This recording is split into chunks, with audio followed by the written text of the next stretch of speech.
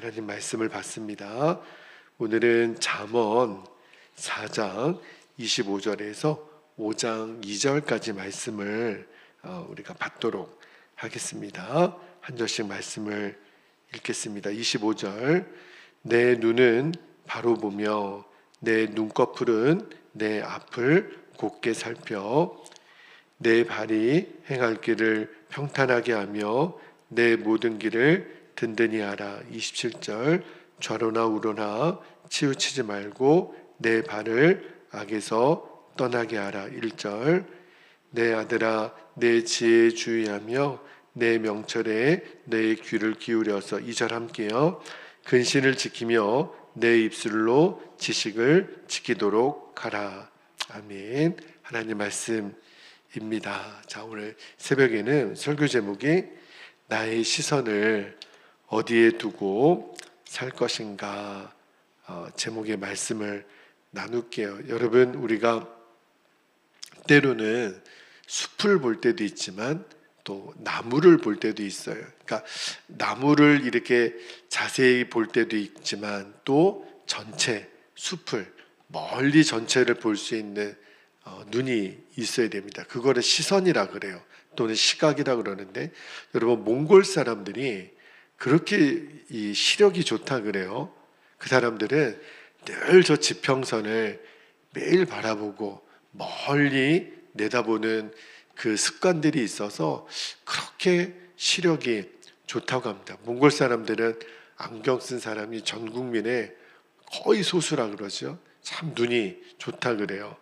그 시선에 대한 이야기를 오늘 좀 나누려고 하는데, 자, 먼저 오늘 첫 번째 우리가 붙들고 기도할 제목이 나의 바라보는 시각이 하나님 말씀에 고정되어서 우리의 인생길이 바르고 평안하게 하옵소서. 그렇게 우리가 기도할 수 있기를 원합니다. 자, 오늘 25절, 26절 말씀을 다시 한번 볼게요. 자, 25절 볼게요. 내 눈은 바로 보며 내 눈꺼풀은 내 앞을 곧게 살펴. 26절에 내 발이 행할 길을 평탄하게 하며 내 모든 길을 든든히 하라. 여러분, 잠언 2장 이제 마지막 부분에, 잠언 4장 마지막 부분에 보면 우리의 몸의 지체에 관련된 말씀들을 쭉 하고 있는데, 어제 24절은 입에 대한 말씀을 나눴어요. 근데 오늘 다시 눈과 발로 옮겨가죠. 먼저 눈에 대한 이 교훈은 21절에서 이미 한번 다루었죠. 근데 21절 말씀에서는 주로 말씀을 보는 것, 나무를 보는 느낌이라 그래요. 근데 여기 25절, 26절에서는 그 말씀을 봄으로 말미암는 우리의 시선, 우리의 시각에 대한 말씀입니다. 그리고 실제로 그것이 절대적인 영향을 미치는 그 지체로서 이제 내가 무엇을 보느냐, 어떤 시선을 갖느냐에 따라서 우리의 발이 이제 영향을 받는데, 우리가 거룩하고 또 평탄하며 든든한 길을 걸어가게 될 거다. 그러니까 어디에 시선을 두느냐에 따라서 우리의 인생의 발걸음이 또 달라진다는 거예요. 제가 오늘 말씀을 읽다가 누가 생각이 났냐면 아브라함의 조카 롯이 생각이 났어요. 여러분, 하나님이 아브라함을 부르죠. 그리고 떠나라 할 때 아브라함이 혼자 떠난 게 아니라 그 삼촌 아브라함을 따라갔던 롯이 있었어요. 그러니까 아브라함이 그 순례의 길을 롯도 따라갔죠. 아마 처음에는 롯도 삼촌 아브라함을 보면서 하나님의 부르심에 믿음의 행위로 순종해 나아가는 그 아브라함을 보면서 영향을 많이 받았을 거예요. 아브라함이 가는 곳마다 예배를 드렸죠. 그때 롯도 함께 예배를 드렸을 거고, 저렇게 하나님의 인도함을 받는 거구나, 그렇게 도전을 받았을 거예요. 실제로 롯도 성경은 의인이었다 이렇게 표현을 하죠. 베드로후서 2장 7절 8절에 보면 이렇게 말합니다. 무법한 자들의 음란한 행실로 말미암아 고통당하는 의로운 롯을 건지셨으니 8절에 이는 이 의인이 롯을 의인으로 표현해요. 그들 중에 거하여 날마다 저 불법한 행실을 보고 들으므로 그 의로운 심령이 상함이라. 그러니까 롯도 비록 소돔과 고모라 땅에 갔을지는 모르겠지만 그의 심성 자체는 의인이었다. 이렇게 성경은 고백을 하는데, 그러나 결국 롯의 인생은 해피엔딩으로 끝나지 않아요. 그의 인생이 참 비참하게 끝납니다. 근데 왜 그렇게 됐을까? 여러분, 참 좋은 조건이잖아요. 믿음의 조상 아브라함과 함께 그 길을 걸어갔다면 마지막도 좋아야 되는데, 그러면 언제부터 롯은 그 삼촌 아브라함과 같은 믿음의 길을 끝까지 가지 못했을까? 그 첫 출발점을 생각해 보면 이제 아브라함의 소유가 늘어나고 롯의 소유가 늘어났을 때 세상에 그 목자들이 서로 다투죠. 그래서 아브라함이 안 되겠다, 이제 롯과는 헤어져야 되겠다. 그래가지고 아브라함이 무슨 제안을 하냐면, 자, 창세기 13장 9절을 한번 볼게요. 창세기 13장 9절에 보면 아브라함이 롯에게 이렇게 말합니다. 너의 앞에 온 땅이 있지 아니하냐. 나를 떠나가라. 내가 좌하면 나는 우하고 내가 우하면 나는 좌하리라. 그러니까 아브라함이 롯에게, 조카 롯에게 선택권을 먼저 줘요. 너가 먼저 가고 싶은 땅을 정하라. 그런데 롯이 그의 시선이 어디를 향하냐면 당시에 기름지고 비옥한 땅인 소알 땅을 바라봤다 그랬어요. 그 말씀이 어디 나오냐면, 자, 이어지는 창세기 13장 10절을 볼게요. 10절에 보니까 이에 롯이 눈을 들어 요단 지역을 바라본즉, 이때 눈을 들어 바라본 것은 굉장히 멀리 내다본 거예요. 나무를 본 게 아니라 숲을 본 거죠.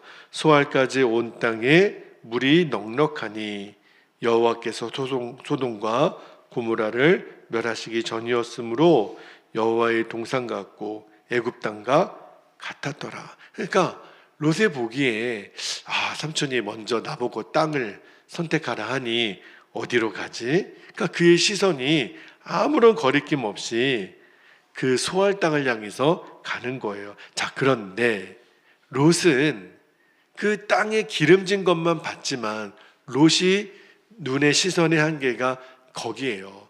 성경은 그 다음 절에 어떤 이야기를 하냐면, 자, 창세기 13장 13절에 보세요. 롯이 미처 보지 못했던 것을 이렇게 말합니다. 그러나 소돔 사람은 여호와 앞에 악하며 큰 죄인이었더라.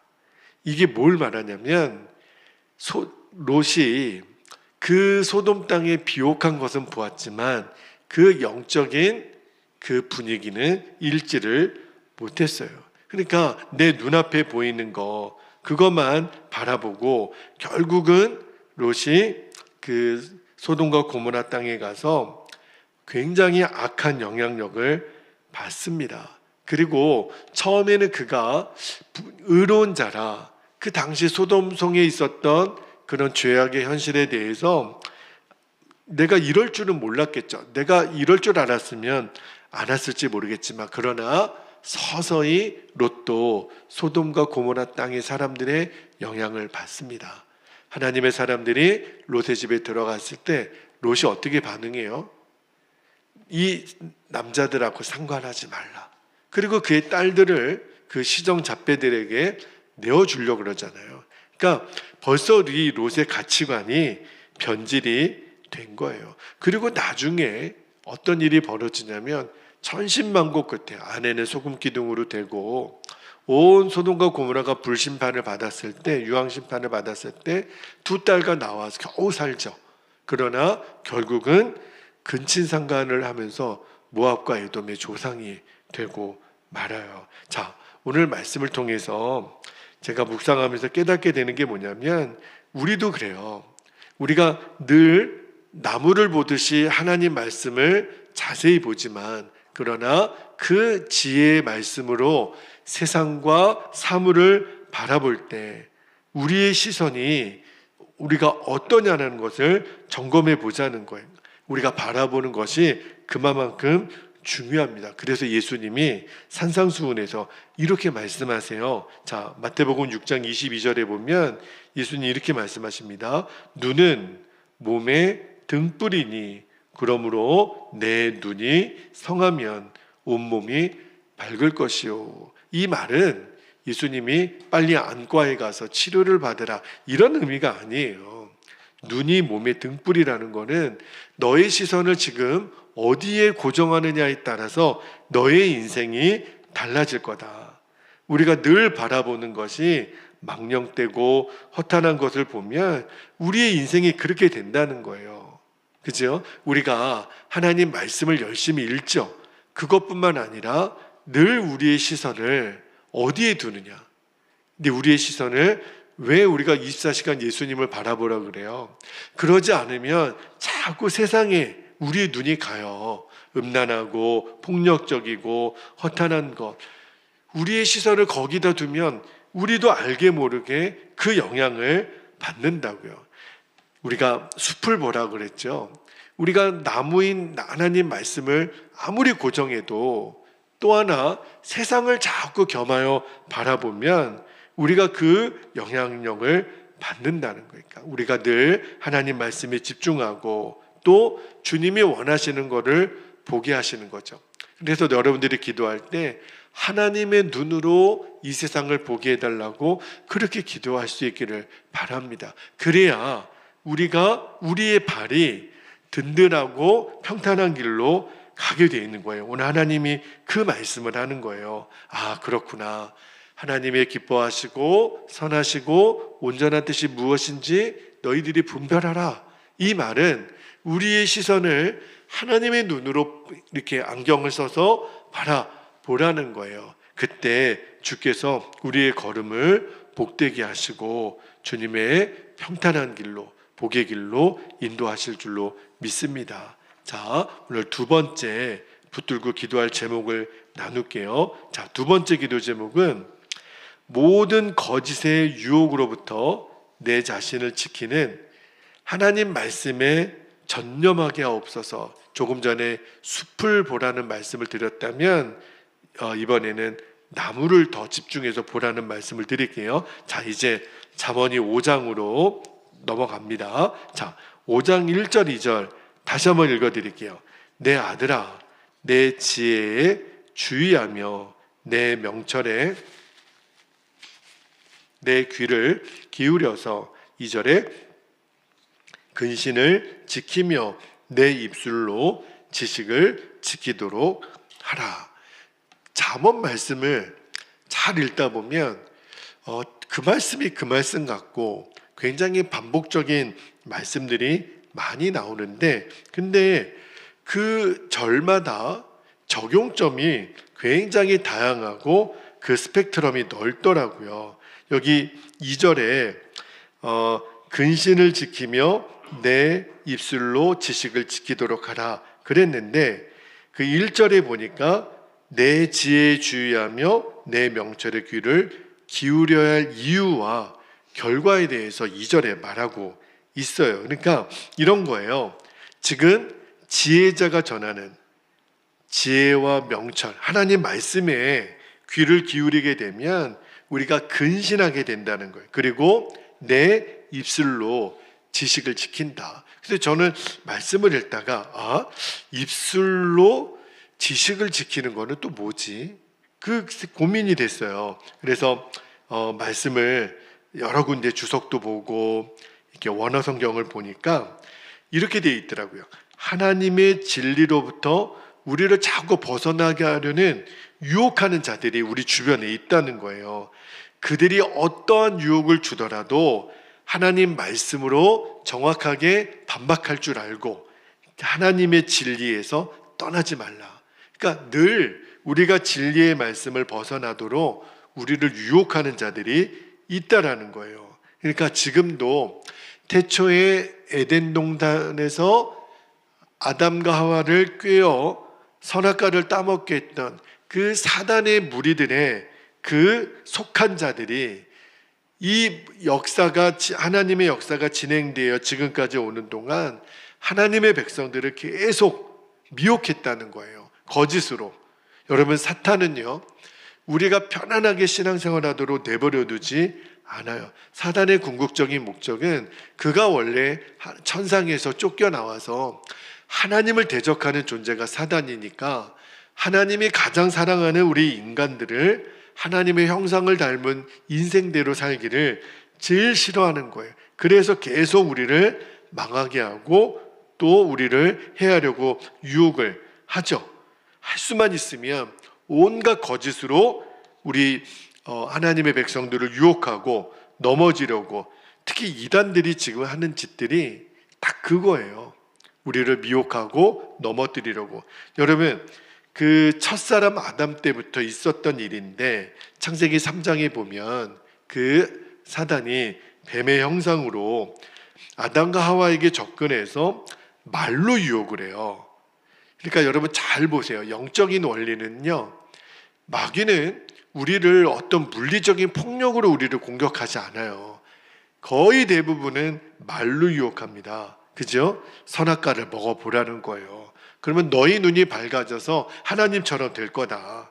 그러니까 우리에게도 마귀는 계속 그럴싸한 말씀, 그죠? 이게 성경인지 아닌지 잘 구별하기 어려운 그런 미혹으로 우리에게 계속 속삭여요. 그러면서 한다는 이야기가 거짓으로, 그러면 너에게 큰 이익이 있을 거야. 그래서 지금도 너무 많은 하나님의 사람들이 아담과 하와처럼 속절없이 무너져요. 그러면 어떻게 하면 우리가 이 거짓 교훈, 마귀의 유혹에 넘어가지 않을까? 오늘 1절에서 그 말씀을 하는 거예요.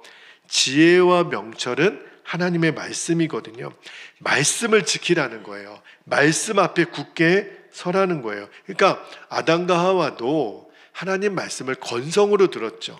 너희가 선악과를 먹으면 정녕 죽으리라. 반드시 죽으리라 말씀하셨는데 나중에 말이 바뀌어요. 죽을까 하노라. 그죠? 하나님 말씀을 100% 있는 그대로 듣지 않아요. 우리도 똑같아요. 우리도 하나님 말씀을 있는 그대로 100% 주의하여 듣지 않으면 마귀가 유혹할 때 그럴까 하노라 우리도 타협하게 된다고요. 우리가 정확하게 말씀의 뿌리에 내려 있지 않으면 그 유혹에 견딜 수가 없어요. 여러분, 마태복음 4장에 예수님이 공생이 시작하기 전에 40일 금식을 해요. 광야에서. 그때 마귀가 예수님 유혹할 때 보면 와, 얼마나 이 마귀가 교활하냐면 하나님 말씀을 인용해서 예수님을 공격해요. 그러니까 지금도 마귀는 얼마든지 하나님의 백성들을 말씀 비슷하게 유혹할 수 있다라는 거죠. 3번이나 시험을 당했지만 그때마다 예수님이 어떻게 마귀를 물리쳐요? 기록되었으되. 그러니까 예수님 마음의 중심에는 하나님의 말씀이 늘 베이스가 되어 있는 거예요. 늘 말씀에 전념한 상태예요. 그래서 아주 교묘하게 말씀을 인용하여 접근하는 마귀의 그 유혹을 예수님이 말씀으로 물리쳐요. 우리가 그거를 봐야 돼요. 그래서 오늘 우리가 기도할 때 왜 하나님 말씀에 전념해야 되는지, 그래야 거짓된 가르침, 이 허탄한 유혹을 우리가 분별할 수 있는 거예요. 자, 여러분, 이제 우리가 기도할 때 정말 우리가 우리의 믿음과 생명을 보존하기를 원한다면 이 지혜와 명철의 근본인 하나님 말씀에 전념하는 거예요. 자, 오늘 숲과 나무를 같이 봐야 됩니다.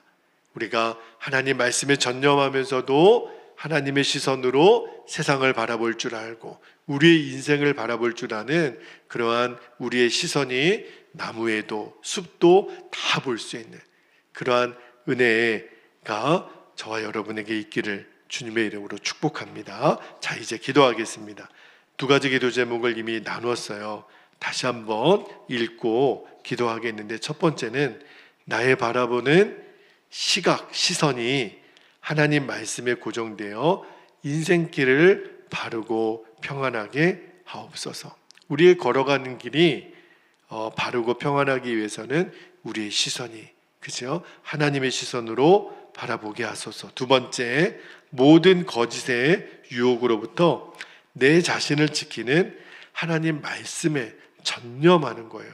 이거 외에는 마귀의 유혹을 분별할 수 있는 기준이 없습니다. 주여, 제가 숲과 나무를 동시에 봐서 하나님 말씀에 늘 전념하여 정말 마귀의 유혹도 이겨내고 우리의 발과 우리 발이 늘 든든하고 평안하게 해주시도록 오늘 주신 말씀과 기도 제목을 붙잡고 주님의 이름을 간절히 부르고 통성으로 기도하겠습니다. 주여,